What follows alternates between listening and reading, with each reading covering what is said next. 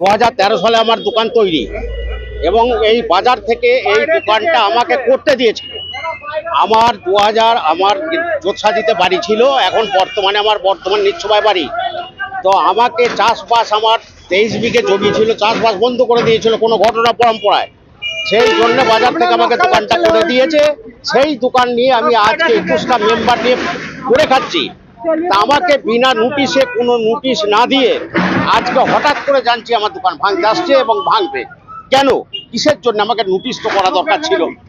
আমাকে কোনো পুনর্বাসনের ব্যাপারটাকে ভাবতে হবে সরকারকে, এবং ভাবানোর জন্য আমি অনুরোধ জানাচ্ছি যে আমার এই পরিবারটা চলবে কেমন করে।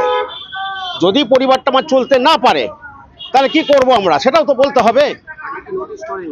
আমার খাসির দোকান না, কোনো নোটিশ আমাকে করা হয় আগে ছিল, সেটা 2 বছর আগে 2 বছর আগে একটা নোটিশ মানে কাগজে এসেছিল, কিন্তু তারপর থেকে কোনো কিছু নাই। কিন্তু যাদের কাছে নোটিশ এসেছিল তারা আমাদের এমএলএ সাহেব মানে ম্যাডামের কাছে গেছিলেন। আমার কাছে শোনা খবর, আমার নোটিশ আসেন, আমি যাইনি।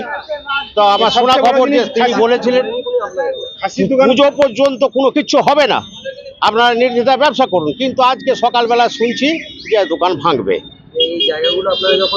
এটা জানি না, আমাকে 2013 সাল থেকে আমার দখলে আছে। হ্যাঁ, এটা আমাকে বাজার থেকে, এখানে পাড়া প্রতিবেশী এবং বাজার কমিটির লোক আমাকে এটা এটুকু করতে দিয়েছিল। হ্যাঁ, সকালে কিছুই বলেনি না, আমরা বাধা দিইনি। আমরা এসে দেখলাম মেশিন এসছে, ভাঙছে। আমরা চাইছি আমাদের পুনর্বাসন করা হোক এবং নতুন করে আমাদের খাবার ব্যবস্থাটা করে দেওয়া হোক। আমার তো অটোমেটিক আমার দোকান যেখান থেকে আছে 10 ফুট, রাস্তা থেকে 9 থেকে 10 ফুট তফাৎ আছে। তাহলে সেইটা কেন ভাঙা হলো, সেটা কিসের জন্য? এবং সেটাও তো ভাবার দরকার।